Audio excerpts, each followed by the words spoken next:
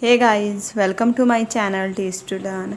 तो चलिए आज से हम स्टार्ट करते हैं क्लास 8th की एनसीईआरटी साइंस का न्यू चैप्टर, जो कि हमारा कौन सा होगा, चैप्टर नंबर 9 फ्रैक्शन। इससे पहले हमने पूरे 8th चैप्टर तक हमारी ये जो क्लास 8th की साइंस है वो कंप्लीट हो चुकी है। अगर आपने अभी तक वो प्रीवियस चैप्टर्स नहीं देखे हैं तो डिस्क्रिप्शन में दिए गए लिंक से उन्हें देख सकते हैं। तो चलिए हम स्टार्ट करते हैं अपना आज का ये चैप्टर। देखिए, सबसे पहले हम देखते हैं आखिर ये जो फ्रिक्शन है ये होता क्या है और इसको जानने की हमें ज़रूरत है ही आखिर क्यों। अब देखिए, आपने देखा होगा जो ड्राइवर होते हैं कार के या ट्रक के, वो ट्रैफिक सिग्नल पे अपने व्हीकल को स्लो कर लेते हैं। तो स्लो उन्होंने किया, उनका व्हीकल स्लो हुआ कैसे? उन्होंने क्या लगाई? ब्रेक लगाई। ब्रेक लगाने से वो स्लो होकर ट्रैफिक सिग्नल पे रुक जाता है। और आप भी अगर बाईसाइकिल चलाते हैं तो जब भी आपको स्लो उसको करने की ज़रूरत होती है तो आप क्या अप्लाई करते हैं? ब्रेक को, और वो आपका व्हीकल रुक जाता है। तो क्या आपने कभी सोचा है कि ये जो व्हीकल है आपका, जब आप उसे स्लो कर रहे हैं तो आपने उस पर ब्रेक ही क्यों लगाई? वो ब्रेक लगाने से ही क्यों रुक गई? अब आप में से कोई ये ना कह दे कि हाँ हम तो ब्रेक नहीं लगाएंगे, हम तो पैरों से ही अपनी साइकिल को रोक लेंगे, तो वो बात अलग है। बट बेसिकली आपने उस पर ब्रेक लगाई ही क्यों? अपने व्हीकल को रोकने के लिए। नॉट ओनली व्हीकल, ना सिर्फ व्हीकल, एनी ऑब्जेक्ट जो भी मूव कर रहा हो over the surface of another object. मतलब अब चाहे व्हीकल की बात करें तो साइकिल है या कार है, वो रोड पे मूव कर रही है, मतलब एक व्हीकल दूसरे सरफेस के ऊपर मूव कर रहा है। वही इन्होंने बोला है कि मतलब ना व्हीकल, कोई भी ऑब्जेक्ट जो दूसरे ऑब्जेक्ट के सरफेस पे मूव कर रहा हो वो slows down when no external force is applied on it. वो थोड़े टाइम के बाद अपने आप भी स्लो डाउन हो जाता है अगर उस पर कोई भी एक्सटर्नल फोर्स और उसको मोशन में ले आने के लिए उस पर कोई भी एक्सटर्नल फोर्स ना लगे। अब जैसे कि जिन्होंने इससे previous chapter force and pressure पढ़ा है उन्होंने देखा होगा कि कैसे हम वहाँ पे क्या करते थे, जो बॉल होती थी उसको हम मूव कराते थे और यहाँ पे इस डायरेक्शन में हमने फोर्स लगाई है तो बॉल भी इसी डायरेक्शन में मूव होके यहाँ आ गई। और आफ्टर सम टाइम ये जो बॉल होती थी वो स्टॉप हो जाती थी। इस पर कोई और एक्सटर्नल फोर्स, हम इसको अगर मोशन नहीं दे रहे हैं, इसको एक्सटर्नल फोर्स नहीं दे रहे हैं, तो ये अपने आप ही क्या हो जाती थी? स्टॉप हो जाती थी आफ्टर सम टाइम। तो वही यहाँ पे उन्होंने पूछा है कि ऐसा आखिर होता क्यों है, ये स्टॉप हो जाती है तो आखिर ये होती क्यों है? Why do we slip when we step on a banana peel. अब आपने देखा होगा ना कि जब कभी भी अगर बनाना पील के ऊपर, बनाने के छिलके के ऊपर पैर पड़ जाता है तो आप स्लिप करके नीचे गिर जाते हैं। इससे आपको कोई पोएम भी याद आई है कि लाला जी ने केला खाया वाली, है ना? उसमें बोलते हैं ना कैसे वो गिर जाते हैं। सिमिलर इन दैट केस कि आप स्लिप करते ही क्यों हैं, कोई तो रीज़न रहा होगा ना। Why is it difficult to walk on smooth and wet floor. अगर घर में आपके मतलब हमारे घर में जब कभी भी साफ़ सफाई होती है तो फ्लोर वेट रहता है, तो अगर आप उस पर चलने की कोशिश करेंगे तो आप क्या फील करेंगे कि उस पर चलना ना हमारे लिए थोड़ा सा डिफ़िकल्ट हो रहा है एज़ कंपैरिजन टू जब हमारा फ्लोर जब सूखा था उसके कंपैरेटिवली।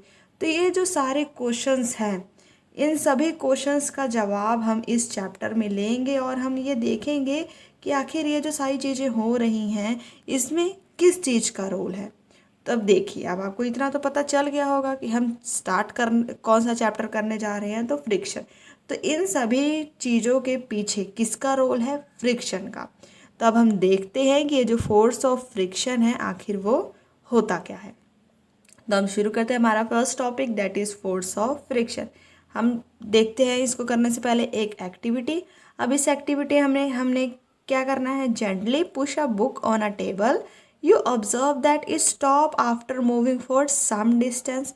अब देखिए, जैसे प्रीवियस चैप्टर में हमने बॉल को लिया था, यहाँ पे हम क्या ले रहे हैं? एक नोटबुक ले रहे हैं, उसको हम पुश कर रहे हैं। पहले यहाँ पे थी, उसको यहाँ से क्या कर दिया? पुश कर दिया। और पुश करने के बाद हमने क्या देखा? उसने थोड़ा सा तो डिस्टेंस कवर किया। पहले यहाँ पे थी, थोड़ा सा डिस्टेंस कवर करके आगे आ गई। अब इस एक्टिविटी को रिपीट करना है bye pushing the book from the opposite side. अब देखिए, फर्स्ट फिगर में इस तरफ बुक को पुश किया है, अब सेकंड फिगर में यहाँ बुक है, इसको इस तरफ पुश करेंगे तो उसने थोड़ा सा डिस्टेंस और ट्रेवल कर लिया। तो अब यहाँ पे भी हमने देखा वो ऑपोजिट डायरेक्शन में मूव हुई, क्योंकि अब इसको तो हमें पता है ना कि जिस डायरेक्शन में फोर्स अप्लाई होगी उसी डायरेक्शन में वो जो ऑब्जेक्ट है वो मूव करेगा। इस डायरेक्शन में फोर्स अप्लाई हुई तो ऑब्जेक्ट इस डायरेक्शन में मूव करके इधर आ गया, और अगर जब इसके ऑपोजिट डायरेक्शन में फोर्स अप्लाई हुई तो बुक इधर मूव कर गई। तो अब यहाँ पे हम क्या देख रहे हैं कि इस टाइम भी बुक स्टॉप हो गई थोड़े टाइम के बाद। Can you think of an explanation? क्या आप एक्सप्लेनेशन के साथ इसका मुझे रीज़न बता सकते हैं कि ऐसा क्यों हो रहा है? Can we say that a force must be acting on the book opposite to its motion? अब देखिए हम यहाँ पे इसको समझते हैं कि बुक का मोशन इस डायरेक्शन में था, राइट डायरेक्शन में, पर बुक ने अगर हम मान ले कि अगर यहाँ पे कोई फोर्स नहीं है, एक टाइम के लिए मान लेते कोई भी फोर्स नहीं लग रही, हमने इस पर फोर्स लगा दिया तो बुक इसी डायरेक्शन में मूव करती जाएगी, और इसको रोकने के लिए हमें इसके ऑपोजिट क्या लगानी पड़ेगी, फोर्स लगानी पड़ेगी, तभी जाके ये बुक यहाँ पे रुक सकती है। तो यहाँ पे हम इसके ऊपर कोई फोर्स तो लगा नहीं रहे हैं, फिर भी ये बुक थोड़े टाइम के बाद रुक जाती है। इससे हम क्या कंक्लूजन निकाल सकते हैं कि इसके मोशन के ऑपोजिट कोई फोर्स लग रहा होगा जो इसको रोक दे रही है, इसको रेस्ट पे ला दे रही है। आई होप ये क्लियर होगा कि हाँ इसके ऑपोजिट लग रही है। क्यों लग रही है? क्योंकि डायरेक्शन इस तरफ है, अगर इसको रोकना है तो इसको ऑपोजिट ही फोर्स लगेगी, इसी कारण वो रुक रही है। तो ये जो फोर्स है ऑपोजिंग फोर्स है इसके मोशन के, उसे ही हम क्या कहते हैं, force of friction. That is called force of friction. तो यहाँ पे वही यहाँ पे इन्होंने बोला हुआ है कि दोनों फिगर हमें क्या बता रहे हैं, friction oppose relative motion between the surface of book and the table. अब ये बुक का सरफेस है और इस टेबल है, इन दोनों के बीच में फ्रिक्शन फोर्स लग रही है जो इसके बुक के मोशन को अपोज कर दे रही है और थोड़े टाइम के बाद उसको रेस्ट पर ले आ दे रही है। You saw that if you apply the force along the left, friction acts along the right. Similarly वही हमने देखा कि अगर हम बुक को इस तरफ मूव करा रहे हैं तो जो फोर्स ऑफ फ्रिक्शन है वो इसके बिल्कुल ऑपोजिट लग के इसको थोड़े टाइम के बाद यहाँ पे जाके उसको रेस्ट पर ले आ देगी।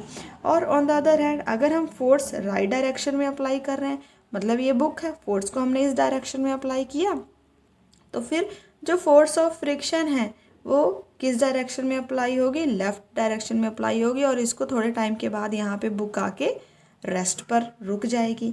इन both cases the force oppose the motion of book. अब इस से हम अच्छे समझ सकते हैं कि दोनों ही केसेस में जो फोर्स ऑफ फ्रिक्शन है वो इसके मोशन को अपोज कर रही है।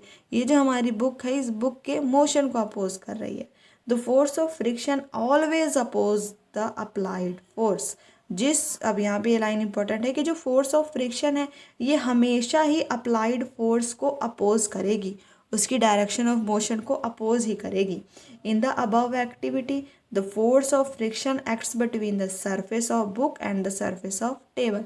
अगर हम इस अबव एक्टिविटी की बात करें तो फोर्स ऑफ फ्रिक्शन लग कहाँ रहा है, ये क्या है, बुक का सरफेस है, और ये क्या है, टेबल है। तो बुक के सरफेस और इस टेबल के सरफेस के बीच में फोर्स ऑफ फ्रिक्शन लग रही है। Is the friction is same for all the surfaces?